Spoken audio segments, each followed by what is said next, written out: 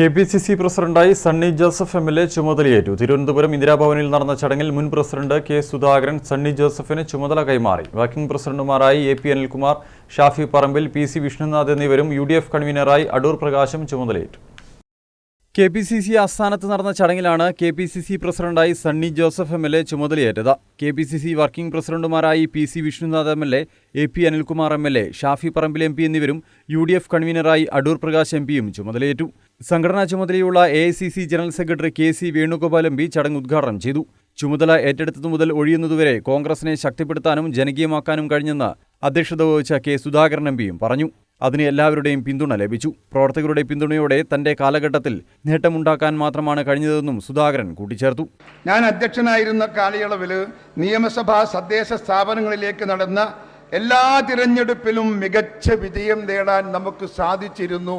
നിങ്ങൾ അധ്വാനിച്ചു, കഷ്ടപ്പെട്ട്, വിയർപ്പൊഴുക്കി, ജനങ്ങളുടെ മുമ്പിൽ കൈകൂപ്പി വോട്ട് വാങ്ങി ആ നിലയിലേക്ക് കോൺഗ്രസിനെ എത്തിക്കാൻ നിങ്ങൾക്ക് സാധിച്ചു. അതിന് നിങ്ങളോടൊപ്പം നിൽക്കാൻ എനിക്ക് സാധിച്ചു എന്നത് എൻ്റെ രാഷ്ട്രീയ പ്രവർത്തനത്തിൽ ചാരിതാർത്ഥ്യത്തിൻ്റെ കാലഘട്ടമാണ് എന്ന് പറയാതിരിക്കാൻ എനിക്ക് നിർവാഹമില്ല. നമ്മൾ മുൻപോട്ടേ പോയിട്ടുള്ളൂ, പിറകോട്ട് പോയിട്ടില്ല.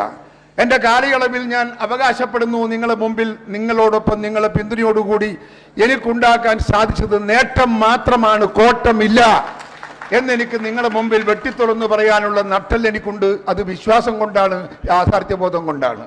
ക്യാമ്പസുകളിലെ KSU ഒരു തിരിച്ചുവരവ് നടത്തി കേരളത്തിൽ. നിങ്ങളത് മനസ്സിലാക്കിയോ?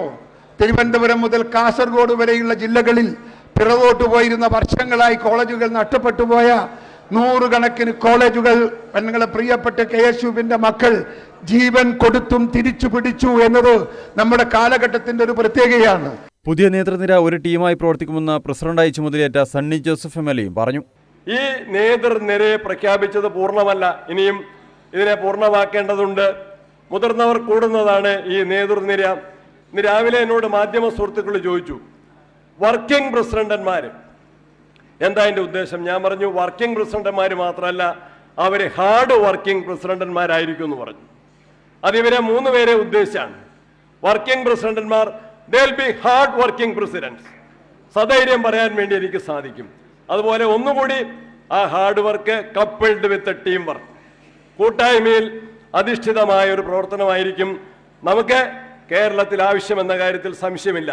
കേരളത്തിന്റെ ചുമതലയുള്ള AICC general secretary Deepa Das Munshi, പ്രതിപക്ഷ നേതാവ് വി.ഡി. സതീശൻ, മുൻ യു.ഡി.എഫ് കൺവീനർ എം.എം. ഹസൻ, മുൻ കെ.പി.സി.സി പ്രസിഡന്റുമാരായ വി.എം. സുധീരൻ, കെ. മുരളീധരൻ, രമേശ് ചെന്നിത്തല, കെ.പി.സി.സി ഭാരവാഹികൾ, ഡി.സി.സി പ്രസിഡന്റുമാർ, എം.പിമാർ, എം.എൽ.എമാർ തുടങ്ങിയവർ ചടങ്ങിൽ പങ്കെടുത്തു.